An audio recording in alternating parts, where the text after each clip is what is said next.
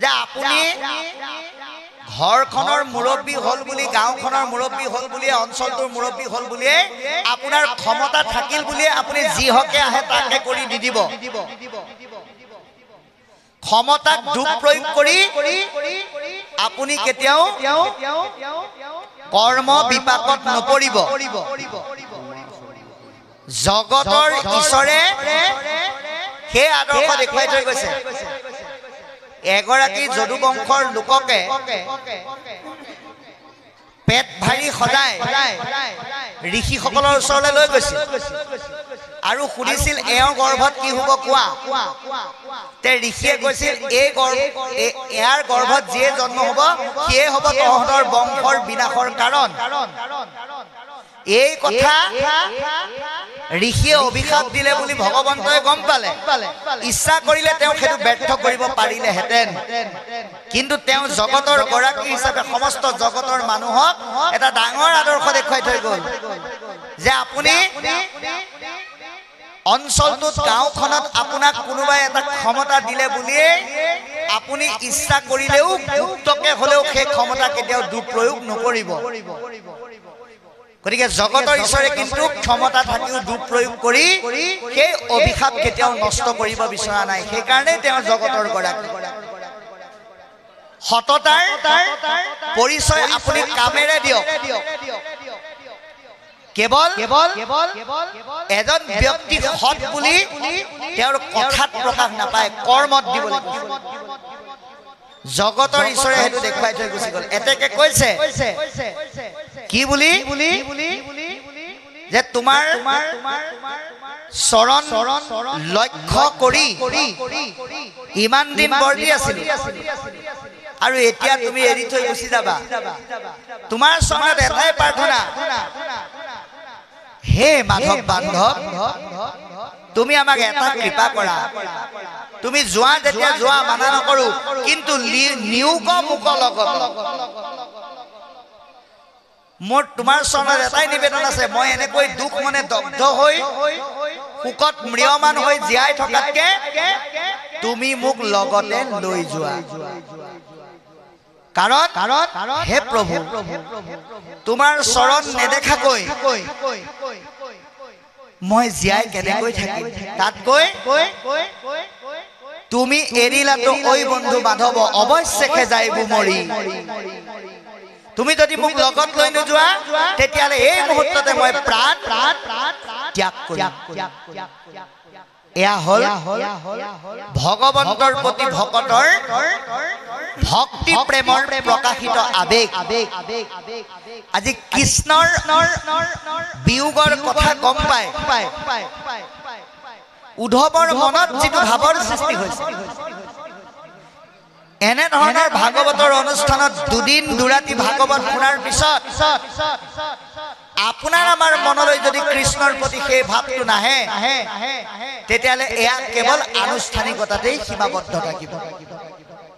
ইয়াক দৈনন্দিন জীৱনৰ এক আদৰ্শলৈ আমি পৰিণত কৰিব লাগিব ইয়াৰ পিছত কি ক'ব আমি চাম ও ৰাম তোমাৰ শৰণ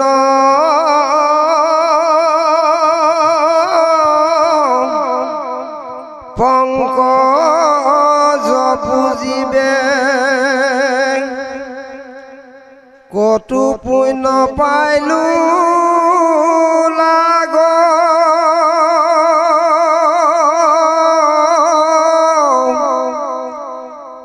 বাপ জগন্নাথ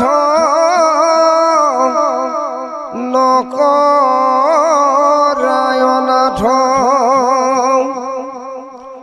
ভকত কটু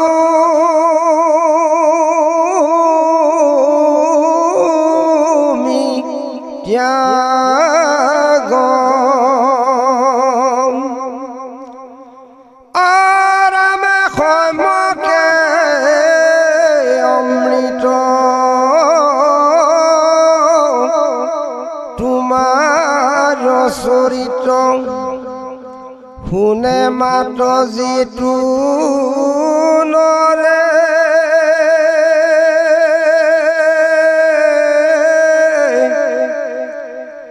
পায়া প্ৰেম ভাব নেৰো তজুপাও বিষয় কুপ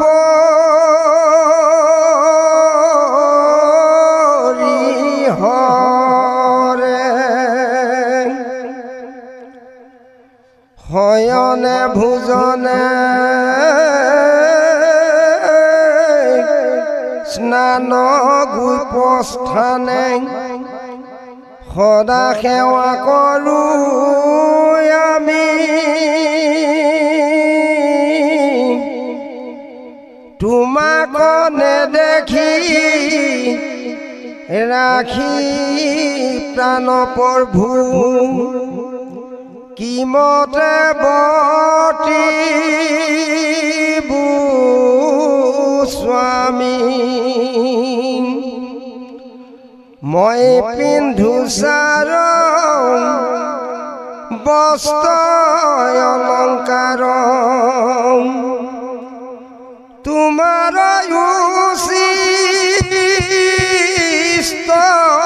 খায়া ও দহায়া সুচিত কিনু বিপৰীত তৰিবু দুষ্ক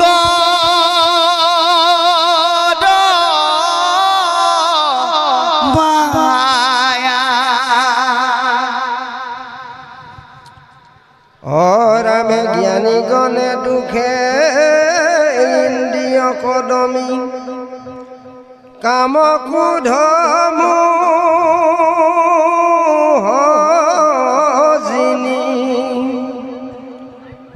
যিটো ব্ৰহ্মপদ প্ৰভু পুনু তাহাৰো আছে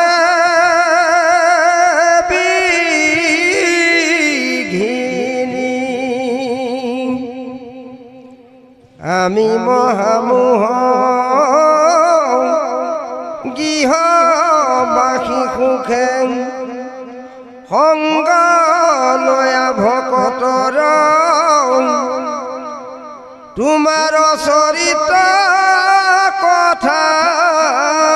শুনিলাতে তৰিবু মায়া দুষ কৰ কৃষ্ণ এতিয়া এইখিনিলৈকে কি ক'লে আমি পদবন্ধে আলোচনা কৰিম ইয়াতে কৈছে তোমাৰ চৰণ পংকজ পুজিবে কত পুণ্যে পাইলু লাগ বাপ জগন্নাথ নকৰা অনাথ ভকতক তুমি ত্যাগ কিমান সুন্দৰ কথা তোমাৰ চৰণ পংকজ পুজিবে কত পুণ্য আজি আপোনালোকে চাওক কিছুমান মানুহ মাইকত মাতি থকাটো দূৰৰে কথা ঘৰৰ পৰা মাতি তিনিবাৰ মাতিবলৈ গলেও নামঘৰত সেৱা কৰিবলৈ আহিবলৈ তেওঁৰ সময়ো নাই মনেও নকয় কিন্তু আপোনালোকে যে আজি এটা আপোনালোক আমাক সকলোকে কৈ আছে নিজৰ বহুমূলীয়া গৃহ কৰ্ম ত্যাগ কৰি এই যে ঈশ্বৰৰ সেৱাত যে 3 দিনৰ কাৰণে যে আপোনালোকে নিজক মনোনিবেশ কৰিলে এয়া কিন্তু আপোনালোকৰ বহু জন্মৰ পুণ্য ফল বহু জন্মৰ পুণ্য নাথাকিলে আপুনি কৃষ্ণ সেৱাত নিজক আত্মনিয়োগ কৰিব নোৱাৰে সেইটোকে উদ্ধৱে নিজক নিমিত্ত কৰি আমাক সকলোকে কৈ আছে সেইকাৰণে কৃষ্ণ সেৱা কৰ্মত আমি কেতিয়াও এলাহ কৰিব নালাগে তে আপোনালোকে হয়তো ভাবিব পাৰে দুদিন তিনিদিনীয়া কাৰ্যসূচীত আমাৰ ঘৰৰ কাম ক্ষতি হৈছে গাঁঠিৰ ধন খৰচ হৈছে কিন্তু ভগৱন্তই কৈছে যিমান তোমালোকৰ খৰচ হৈছে যিমান ক্ষতি হৈছে তাতকৈ বেছিকে কিন্তু জমা হৈছে কিয় এৰা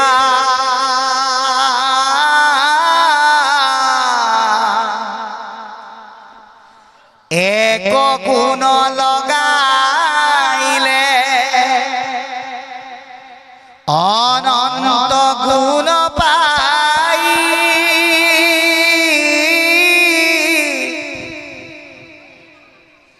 নজানি মূৰ্খ গণে ধন সাঞ্চি থৈ আপুনি ঈশ্বৰৰ কাৰণে অকণমান পৰিশ্ৰম কৰিলে অকণমান গাঁঠি ধন খৰচ কৰিলে ভগৱন্তই কৈছে মই তোমাৰ সেই এগুণত মই 1000 গুণ কৰি দিম কিয় ভগৱন্তই কেতিয়াও ভকতৰ ধাৰ নাখায় অস্ত পৰিচালনা কৰোঁতে ভগৱানৰ যেতিয়া হাতৰ পৰা আঙুলিৰ পৰা তেজ ওলাইছিল তেওঁৰ আঙুলি বান্ধি দিছিলে দ্ৰুপদীয়ে আৰু দুখাখনে যেতিয়া ৰদত চলা অৱস্থাত তেওঁক বস্ত্ৰ হৰণ কৰিছিল বস্ত্ৰৰ ধাৰ গোসাঁয়ে কিন্তু বস্ত্ৰৰে মাৰিলে গতিকে দ্ৰুপদীৰ ধাৰ যদি ভগৱন্তই মাৰিব পাৰে আপুনি আমি কৰা পৰিশ্ৰমক কেলে ভগৱন্তই মূল্য নিদিব সেইকাৰণে পদে আমাক সেইটোকে কৈছে পুণ্যৰ বলত ভাগ্যৰ বলত আমি যে কৃষ্ণৰ সেৱা কৰিবলৈ পাইছো নিজকে ধন্য বুলি মানিব লাগিব আৰু যিমান পাৰি সাধ্য অনুসাৰে শাৰীৰিক মানসিক বৌদ্ধিক কায়িক আৰু যদি পৰা যায় আৰ্থিকভাৱে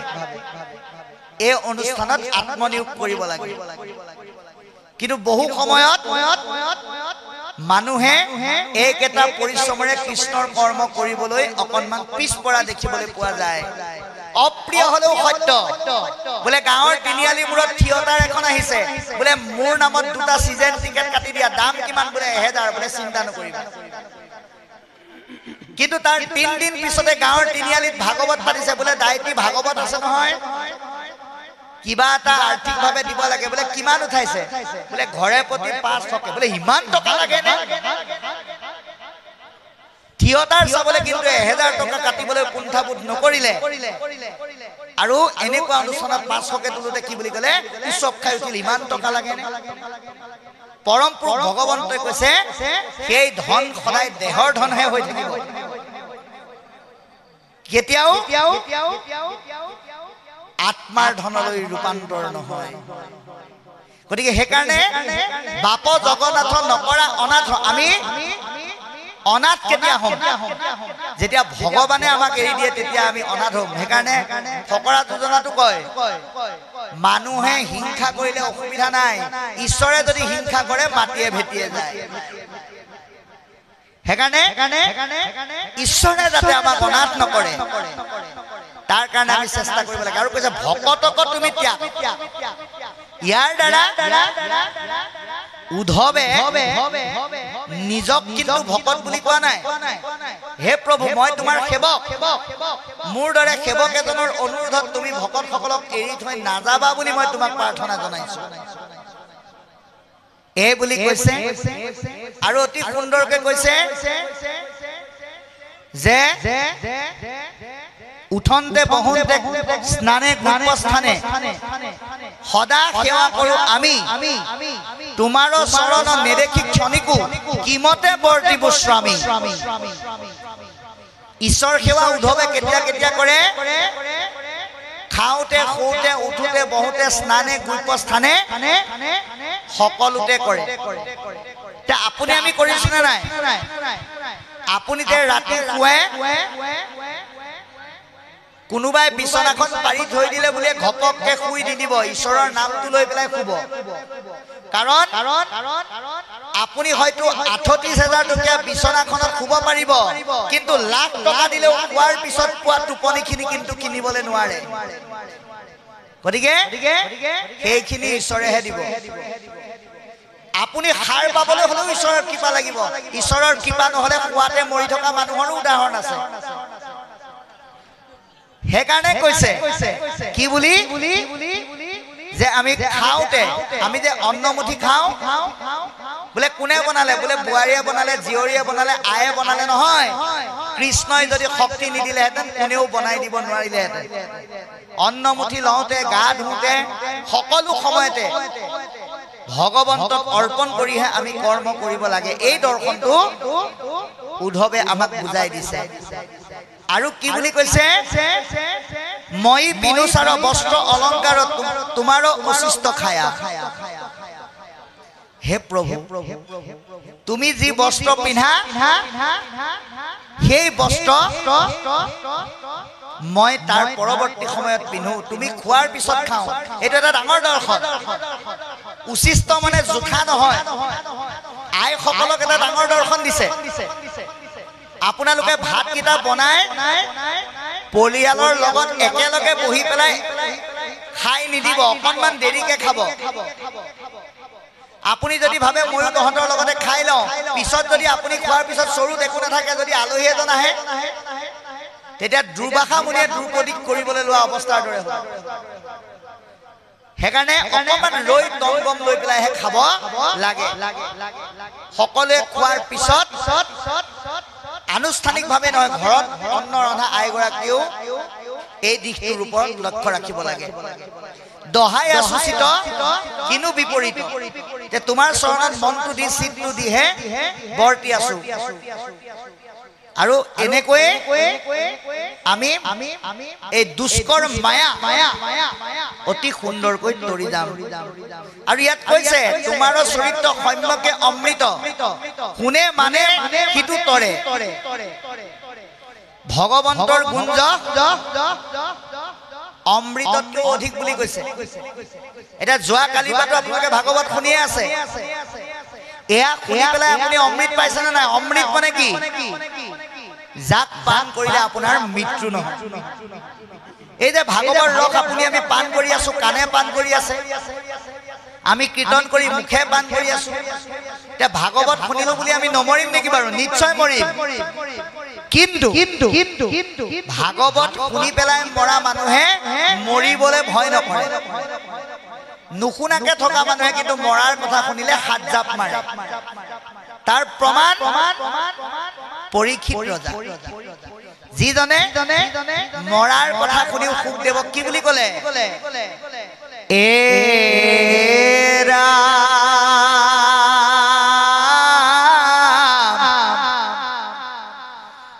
ধন্য মুনিবৰ তোমাৰ উত্তৰ সাক্ষাতে পাইলো প্ৰমাদ মোৰ মোহজাল তাকো ততকা কৰিলা খবে নিৰ্জান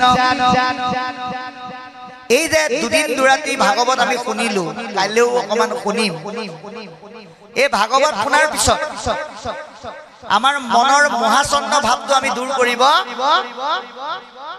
পাৰিছো নে নাই হেতুহে বৰ ডাঙৰ কথা যি ভাগৱত শুনাৰ পিছতো মহাচন্ন ভাৱ এৰিব পৰা নাই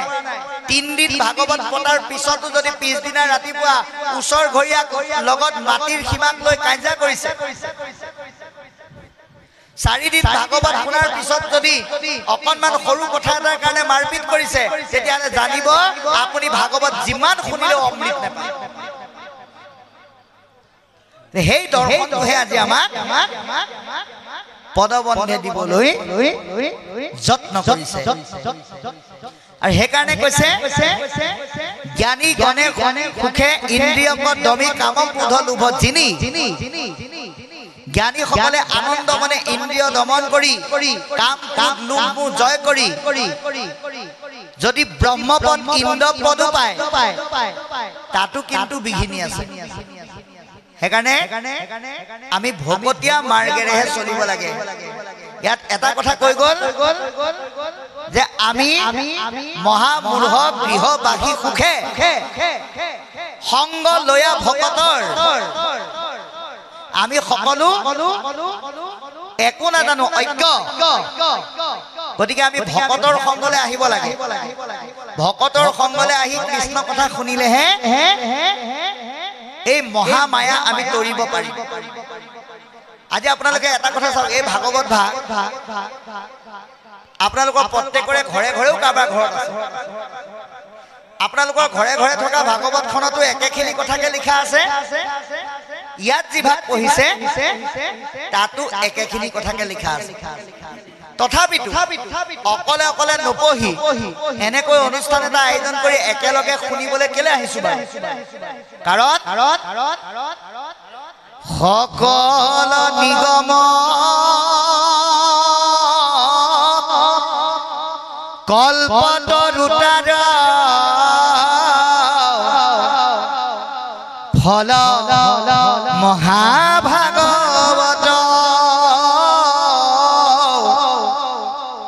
তাৰ ফল ৰস হৰি নাম যশ পিউক সাধুৰ সংগত অকলে অকলে পঢ়িলে জ্ঞান জ্ঞান জ্ঞান জ্ঞান কিন্তু একেলগে পঢ়িলে আমি এটা বস্তু পাওঁ সেইটো হ'ল আনন্দ সেইকাৰণে কৈছে জ্ঞানী গুণী পণ্ডিত বুদ্ধিয়কৰ পৰা ধৰি একো নজনা অজ্ঞজনলৈকে সকলোৱে ভকতৰ সংগত কৃষ্ণ কথা শুনি মায়া তৰণৰ ব্যৱস্থা কৰিব লাগে ইয়াৰ পিছত কি ক'ব আমি চাওঁ কৃষ্ণ কৃষ্ণ কৃষ্ণ কৃষ্ণ তজু পদ পদ্ম হৃদয়ে ধৰিয়া গাইবু গুণ নাম গীত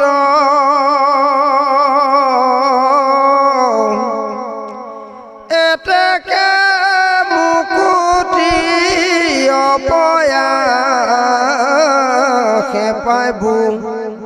হেন সে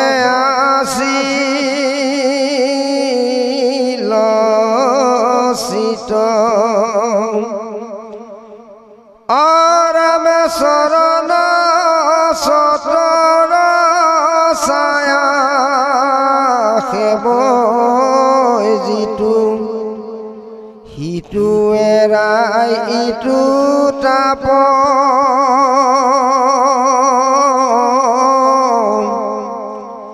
হেন পাৱেৰি খনেকো নিজিবু সংগে নিও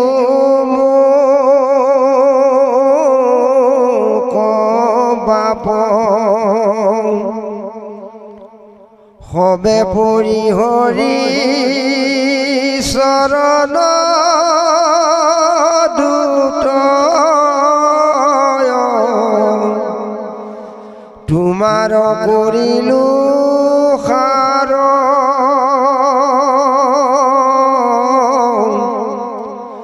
তুমি এৰিলাতে ঐ বন্ধু মাধৱ দিনতে দেখো আন্ধাৰ হে প্ৰাণনাথ নকৰা অনাথ দান্তে ধৰো খেৰ তুলি আৰামে তোমাৰ বিয়োগে অগণি এখনে দেখা মাৰে মোক পুলি এহি বুলি সন্ত উদ্ধৱ মহন্ত আতি প্ৰেময় অনুৰাগে অনেক কাতৰ কৰিয়া কান্দন্ত পৰিয়া কৃষ্ণৰ আগে অৰামে নয়নৰ নীৰ ধাৰায়ে বহবৈ সুখ ভোকত আকুল ভাবে কতু কাকুতি কৰি কান্দন্ত ধৰিয়া কৃষ্ণৰ পাৱে ইহে নয়ৰুণ চৰণ দুখানি তেজি জীবু কোন সতে মাধৱ বান্ধৱ নধৰা সমূলি নিউক মুক লগতে অৰামে এহি বুলি পাৱে পৰিয়া কান্দন্ত অনেক কাৰুণ্য ভাবে দখু দিশে দুখে দেখন্ত আন্ধাৰ চেতন নাহি কে গাৱে অৰামে ভকতৰ দুখ দেখি ভগৱন্ত ভৈলন্ত নেতৰ জল অখনে তুখে কিছু চপৰাই লামাথ সংকোচ মুখ কমল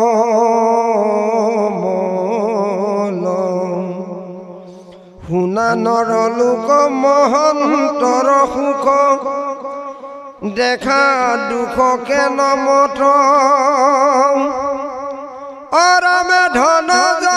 নজত জীৱন যৌৱন জানা সবে অশাশ্বত পুত পৰিবাৰ সকলে অসাৰ নাতে ক তাতে ক মায়া খনেকে থাকিয়া খনেকে অন্তৰৈ সমকে মেঘৰ ছায়া কেতিখনে পৰে নৰত নুইটো জীৱন জলৰ ৰেখা সততে চিন্তিও কৃষ্ণৰ চৰণ মৰণয়ে ভুনে দেখা কৃষ্ণ এতিয়া এটা কথা আপোনালোকে চাওক উদ্ধৱে কৈছে যে তোমাৰ গুণনাম গায় তোমাৰ পবিত্ৰ সেৱাৰ ৰসেৰে পৰিপূৰ্ণ চৰণ যুগল চাই জীৱনটো কটাই দিম বুলি ভাবিছিলো এইটোৱে আছিল মোৰ মনৰ ভাৱ হেনকে আছিল কিন্তু সেয়াও আজি অসফল হল গতিকে আমি কি কৰিব লাগিব মুখেৰে ঈশ্বৰৰ নামটো ল'ব লাগিব হৃদয়ৰে ৰূপটো চাব লাগিব উদ্ধৱ আৰু ভগৱন্তৰ মাধ্যমেৰে আমি ভগৱন্তৰ গুণজক নাম কীৰ্তন কৰি সেই ৰূপটো হৃদয়ৰ মাজলৈ আনিব লাগিব মুখে বোলা ৰাম হৃদয়ে ধৰা ৰূপ যিটো ৰূপ আমাক বাহ্যিক দিশত দশম স্কন্ধকে আদি কৰি বিভিন্ন স্কন্ধসমূহৰ মাধ্যমেৰে অতি সুন্দৰকৈ দিছে যিটো এতিয়া উদ্ধৱে উপলব্ধিৰ যোগেদি আমাক প্ৰকাশ কৰি বুজাইছে গতিকে কৈছে যে হে প্ৰভু তুমি গুচি যাবা এই কথা ভবা যিটো বিয়োগাত্মক দুখ এই দুখৰ পৰা যি জুই সৃষ্টি হৈছে এই জুইত মই ইমানেই দগ্ধ হৈছো মই ক'ব নোৱাৰা হৈ পেলাই সন্মুখত দেখি থকা যি তৃণ গছ বন সেয়াকে মই দাঁতেৰে কামুৰি ধৰিছো তোমাৰ বাৰু এবাৰো মনটো গলা নাইনে তুমি এৰি থৈ যাবা বুলি ভবাৰ লগে লগে মোৰ মনত যিকুৰা জুই সৃষ্টি হৈ মোৰ অন্তৰখন পুৰিব লাগিছে সেয়া দেখি তোমাৰ এবাৰো বেয়া লগা নাইনে এই বুলি দুখ কাতৰ ভাবে ভগৱন্তই উদ্ধৱে প্ৰাৰ্থনা জনাইছে ইহেন পংকজ অৰুণ চৰণ দুখানি তেজী জীবু পুনঃতে সূৰ্যৰ পোহৰৰ দৰে উজ্জ্বলিত তোমাৰ যি চৰণ যুগল এই চৰণ যুগলক আজিৰ পৰা বঞ্চিত হৈ কেনেকৈ জীয়াই থাকিম প্ৰভু তাতকৈ মোক লগতে লৈ যোৱা বুলি পুনৰবাৰ প্ৰাৰ্থনা কৰিছে আৰু কৈছে যে তোমাৰ চৰণ চাই মই মোৰ মনৰ তাপ বিলাক দূৰ কৰি আছো এতিয়া উদ্ধৱে বাৰু কৃষ্ণক দেখি পেলাই নিজৰ তাপ বিলাক দূৰ কৰিব পাৰিছিল আপুনি আমি সংসাৰৰ তাপ দূৰ কৰিবলৈ হলে আমি কি কৰিব লাগিব মহাপুৰুষ মাধৱদেৱে এফাকি ঘোষাৰ যোগেদিয়ে আমাক ঔষধটো দি থৈ গৈছে অ ভগৱন্ত ভক্তিযুক্ত পুৰুষৰ আত্মাবোধ মাধৱ প্ৰসাদে লয় কৃষ্ণৰ কৃপাত যেবে কুশয় সংসাৰ ভয় এহি মানে গীতাৰ নিৰ্ণয় উদ্ধৱে কৃষ্ণক চাই পেলাই পালে যে আপুনি আমিতো কৃষ্ণক কলিযুগত নেদেখো আমি কৃষ্ণক ক'ত চাব লাগিব বাংময় মূৰ্তিৰ যোগেদি ভাগৱতৰ দ্বাৰা সৎসংগত চাই সংসাৰৰ তিনিটা তাপ আমি দূৰ কৰিব লাগিব এনেকৈ এহি বুলি উদ্ধৱে অসন্তুষ্ট মনেৰে বহু কথা কৈ অনুনয় বিনয় কৰি কৃষ্ণৰ ওচৰত কান্দি কান্দি ক'ব নোৱাৰা হ'ল আৰু মুখেৰে একো মাত নোলোৱা হ'ল উদ্ধৱৰ এনে ধৰণৰ শোকৰ দগ্ধযুক্ত ভাৱনা দেখি ভগৱন্তও কিন্তু ৰৈ থাকিব নোৱাৰিলে তেওঁ কান্দিবলৈ আৰম্ভ কৰিছে আৰু তাতে আমাক উপদেশ দিছে শুনা নৰলোক মহন্তৰ দুখ দেখা দুখকে নহত জীৱন যৌৱন আছে যত মানে জানা সবে অশাসক যে আমাক কৈছে হে জীৱশ্ৰেষ্ঠ মানৱ সংসাৰত দুখ পাইছো বুলিও হতাশ নহবা সুখ পাইছো বুলিও ক'ব নোৱাৰা হৈ পেলাই সুখতে বৰ্তি নাথাকিবা এই যে দুখ আৰু সুখ এয়া সাধাৰণ মানুহেও পায় মহন্তয়ো পায় গতিকে মহন্ত গুণেৰে সেই সমূহৰ সন্মুখীন হ'বলৈ যত্ন কাৰণ যত ধন জন জীৱন যৌৱন জানা সবে অশাসক এতিয়া এইকেইটা এটা এটাকে ভাবক ধনটো অশাসক বুলি কৈছে মানে ধন অস্থায়ী তেতিয়াহ'লে আপুনি আমি কাইলৈ পৰা পইচা পাতি ঘটা বাদ দি দিম নেকি বাৰু নহ'ব নহয় পইচা পাতি ঘটা বাদ দি পেলাই যদি ভাগৱত শুনি থাকো তেতিয়াওতো চলিব নোৱাৰিম এতিয়া এই অৰ্থটো আজি আমাক বুজাই দিবলৈ কৈছে ভাগৱত। অৰ্থাৎ ধন যে অস্থায়ী, সকলো ধন অস্থায়ী নহয়। আজি যে অনুষ্ঠানটো 3 দিন পাতিছে, এই অনুষ্ঠানটো পাতিবৰ কাৰণেও আমাক ধনৰ প্ৰয়োজন হৈছে। সেইকাৰণে আমাক কৈছে ধন ঘটা। শুনা ধনঞ্জয়, ধন নহলে কিছু কাৰ্য নিষিদ্ধ, কিন্তু ধন ঘটি ঈশ্বৰক পাহৰি নাযাবা। তুমি 100 টকা, 1000 টকা, লাখ টকা, কোটি টকা ঘটিলা, আৰু তুমি কোটি টকাৰ মালিক বুলি কাহাকো গণয় নাহি বুলি অহংকাৰত মত্ত হৈ ঈশ্বৰক যদি পাহৰি থাকা, তেতিয়াহ'লে সেই ধন কিন্তু অস্থায়ী। সেইকাৰণে নিজৰ দেহৰ কাৰণে লগোৱাৰ পিছত যিখিনি ধন ৰৈ যায়, তাক সৎ কৰ্মত লগাবৰ কাৰণে, আতুৰজনক দিবৰ কাৰণে এটা বহল মন থাকিব লাগিব। তেতিয়া সেই ধন কেতিয়াও অস্থায়ী নহয়। জন অস্থায়ী বুলি কৈছে। জন মানে কি? সা সম্পত্তি। সা সম্পত্তি মানে আপুনি জানিবা কোনোবা এজন আলহী অহাৰ লগে লগে আপোনাক সুধিলে আপোনাৰ ঘৰৰ মানুহ কিমান, এটা প্ৰশ্ন সুধিলে, আপুনি ক'ব লাগে ল'ৰা দুটা, ছোৱালী এজনী আৰু মোৰ পৰিবাৰ। কিন্তু আপুনি